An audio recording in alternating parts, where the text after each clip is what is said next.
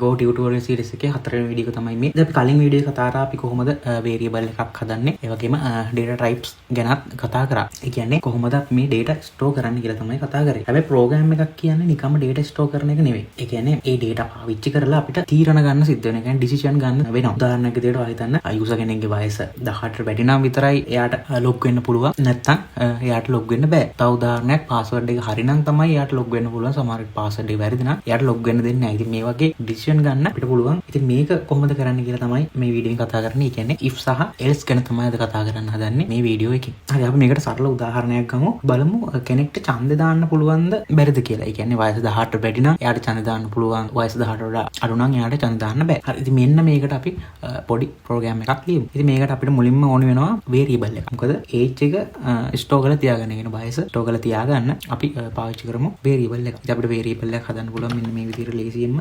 හරි ඊට පස්සේ අපිට පුළුවන් if statement එක මෙන්න මේ විදිහට පාවිච්චි කරන්න. හරි ඉතින් මම මෙන්න මේ විදිහට ප්‍රෝග්‍රෑම් එකක් ලියාගත්තා. age කියලා variable එකක් හදුවා. ඒකට assign කරා 30. ඉතින් ඔයාලට මම කලින් වීඩියෝ එකේ කතා කරා අපි මේ වගේ variable එකක් හදද්දී අපිට data type එක මොකද්ද කියලා දාන්න ඕනේ නැහැ. හරි ඊට පස්සේ තමයි අපි අද කතා කරන්න එක තියෙන්නේ if statement එක. හරි ඉතින් ඊළඟට තියෙනවා මේ statement එක. ඉතින් මෙතන if කියලා තියෙනවා. ඒ වගේම මෙතන තියෙනවා condition එක. අපි මේක ඊළඟට කතා කරමු. ඊට පස්සේ මෙන්න මේ සංගල වරහන් ඇතුලේ ලියලා තියෙනවා fmt println you can vote. ඉතින් මම මේක ගැන දන්නවනේ. මේකෙන් කරන්නේ මොකක් හරි එකක් output කරන එක. print කරන එක. ඉතින් මෙන්න මේක වැඩ කරන්නේ මෙන්න මේ තියලා තියෙන statement එක හරිනම් විතරයි. ඒ කියන්නේ මොකද? age කියන එක 18ට වඩා වැඩි හෝ සමානයි නම්. මේ තියෙන්නේ විශාලයි හෝ සමානයි කියන්නේ. විශාලයි හෝ සමානයි. ඒ කියන්නේ 18ට වඩා වැඩි හෝ සමානයි. එක්ක 18 නැත්නම් 18ට වඩා වැඩි වෙන්න ඕනේ. එහෙමනම් මේක print වෙනවා. දැන් මේක 18ට වඩා අඩු නම් මේක මුකුත් වෙන්නේ නැහැ. ඉතින් මේක run කරලා බලමු. හරි ඉතින් ඔයාලට පේනවාද මෙතන ආවා you can vote. ඒයි අපි age එක දුන්නේ 30යි කියලා. ඉතින් මේකට දීලා බලමු 15ක් වගේ. හරි මම මේක මේ 10ක් කියලා දුන්නා. දැන් අපි මේක රන් කරලා බලමු.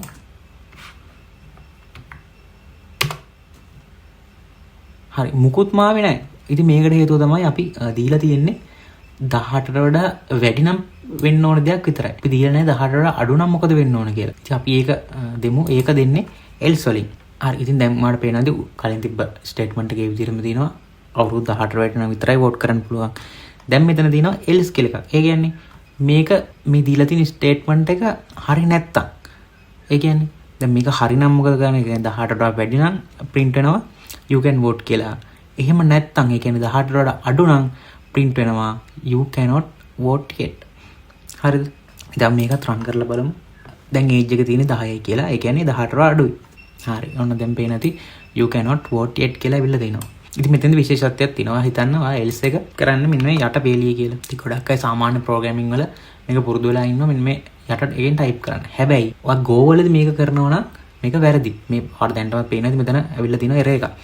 run කරලාත් බලමු. මෙතන ඇවිල්ලා තියෙනවා syntax error එකක් තියෙනවා කියලා main $. line එකේ. ඉතින් මේ else එක දාන්න ඕනේ අනිවාර්යෙන් මෙන්න මේ bracket එක තියෙන එළියම තමයි. ඉතින් මේක Go වල තියෙන විශේෂ ලක්ෂණය. ඉතින් ඔයා දන්න ඕනේ ඔයාගේ එක්සෑම් එකට තියෙන ලකුණු එන්නේ A, එහෙම B, C ඔහොමනේ. අපි බලමු මෙන්න මේ වැඩේ කොහොමද කරන්න කියලා ප්‍රෝග්‍රෑම් එකකින්. හරි ඉතින් දැන් පොඩි ප්‍රෝග්‍රෑම් එකක් ලියලා තියෙනවා. ඉතින් මේක පොඩ්ඩක් වෙනස්. ඉතින් මේකට හේතුව තමයි variable එකක් හදලා තිනවා marks කියලා. ඉතින් ඒකට assign කරලා තියෙනවා 85යි කියලා. ඒ කියන්නේ ඔයාගේ ලකුණු 85යි. ඉතින් කලින් වගේම මේ විදිහට if එක දාලා තිනවා. if එක දාලා marks 75ට වඩා වැඩි නම්. ඒ කියන්නේ ලකුණු 75ට වඩා වැඩි නම් print කරන්න ඕනේ grade A කියලා. හරි ඊට පස්සේ මෙතන අලුත් එකක් තියෙනවා else. ඒක දන්නවා. ඊට පස්සේ ආයෙමත් තියෙනවා if එකක් දාලා. මේ මොකද්ද කරලා තියෙන්නේ? මේකෙදි වෙලා තියෙන්නේ මෙහෙම වැඩ. ඔයා හිතන්න ඉතින් මෙන්න මෙතන වෙලා තියෙන්නේ else නම්. ඒ කියන්නේ ලකුණු 75ට වඩා වැඩි නැත්නම් අපි ආයෙමත් if එකක් දානවා. if එකක් දාලා මොකද්ද කරන්නේ? එතනම if එකක් දාලා ආයෙ බලනවා මාක් ලකුණු වැඩිද කියලා 65ට වඩා. ඒ ලකුණු 65ට වැඩි නම් print කරනවා grade B කියලා. ඊට පස්සේ ඊළඟ එකටත් ගිහලා ආයෙමත් පටන් ගන්නවා else එකක් දාලා ආයෙමත් පටන් ගන්නවා if එකක් දාලා condition එකක් දාලා බලනවා 55ට වැඩිද. ඉතින් 55ට වැඩි නම්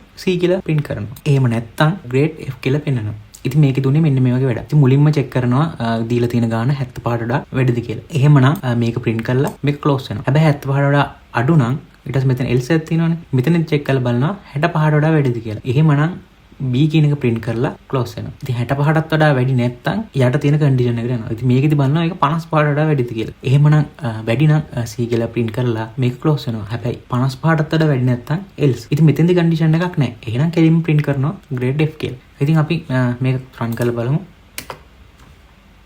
හරි ඉතින් දැන් මෙතෙන්ද ඇවිල්ලා තියෙනවා grade A කියලා. අපි මේ ලකුණු 50ක් වගේ තියලා බලමු. හරි ඉතින් දැන් පේනවා grade F කියලා.